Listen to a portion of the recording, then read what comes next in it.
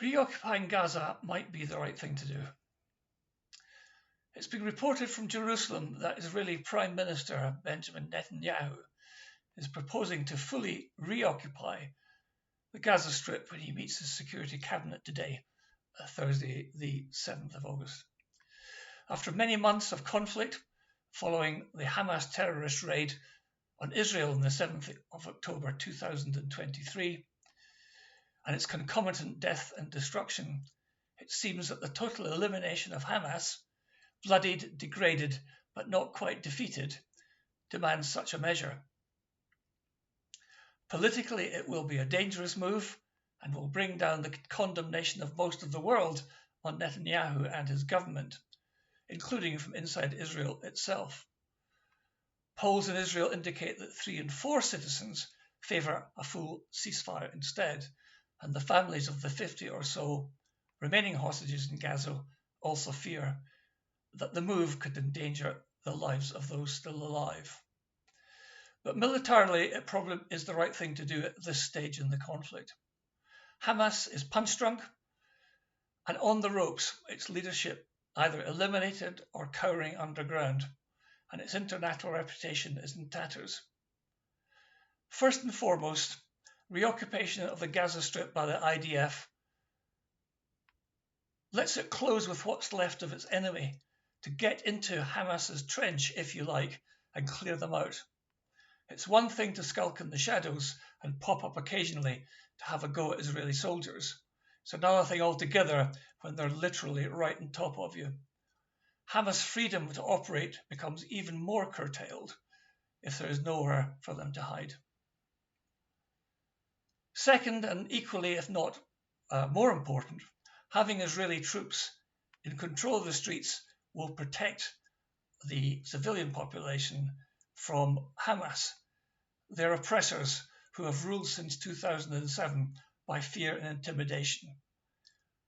That fear and intimidation will be much more difficult to implement with the presence of the IDF watching their every move.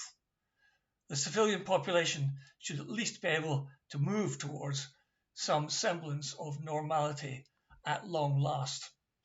Hand in hand with this is the protection and proper distribution of humanitarian aid.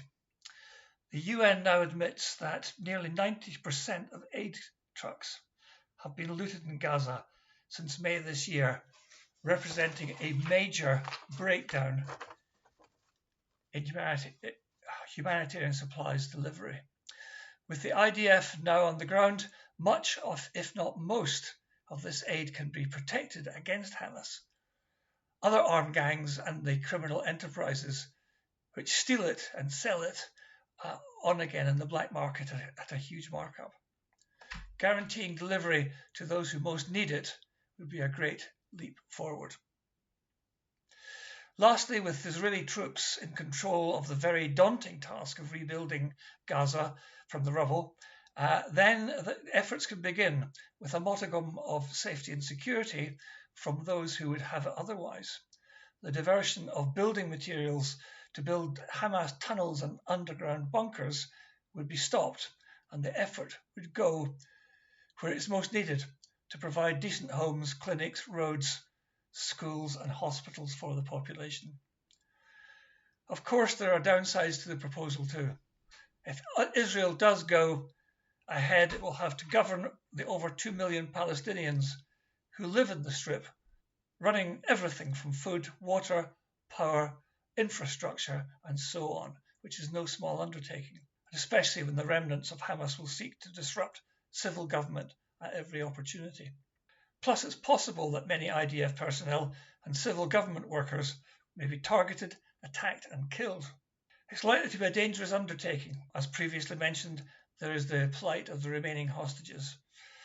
Those still alive may be further endangered. And yet, despite all the warnings and misgivings, it may now be the only serious option that will bring peace. A perpetual state of war with IDF inroads to seek out and destroy their enemies has had only limited success and at great cost to the civilian population. It's time to try a different approach. If Israel proceeds along these lines, what could be the longer term outcome?